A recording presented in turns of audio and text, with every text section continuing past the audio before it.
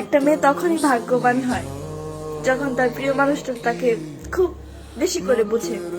এই যেমন যখন তার মন খারাপ থাকে বা তখন সে যদি তার প্রিয় মানুষটা তাকে প্রশ্ন করে যে তোমার কি হয়েছে, তখন যদি সেই অপর প্রান্তের মানুষটা বলে কিছু হয় নাই, আর সেই প্রিয় মানুষটা যদি ধরে নেয় হ্যাঁ কিছু হয় নাই, তাহলে তুমি পুরুষ ভালোবাসা পাওয়ার আশা করো না। যদি তুমি তোমার শখের নারী যত্নই না নিতে পারো, তার ভালোই না বাসতে পারো, তার যদি নাই বুঝো, তার মন খারাপটা যদি না বুঝো, তার মন খারাপের সময় যদি তার হাসাইতে না পারো, তার কষ্টগুলো যদি না বুঝো, তাহলে তো তুমি তার থেকে ভালোবাসা পাবা না। নারীরে তুমি যে জিনিসটা দিবা তার 2 গুণ তুমি ফেরত পাবা, সেটা হোক ভালোবাসা হোক কষ্ট।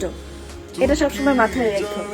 সময় আছে এখনো, তোমার প্রিয় মানুষটাকে বুঝো, তার মন খারাপ হলে বুঝো, বুঝাও, তাকে হাসাও, তাকে হ্যাপি রাখো। That's it.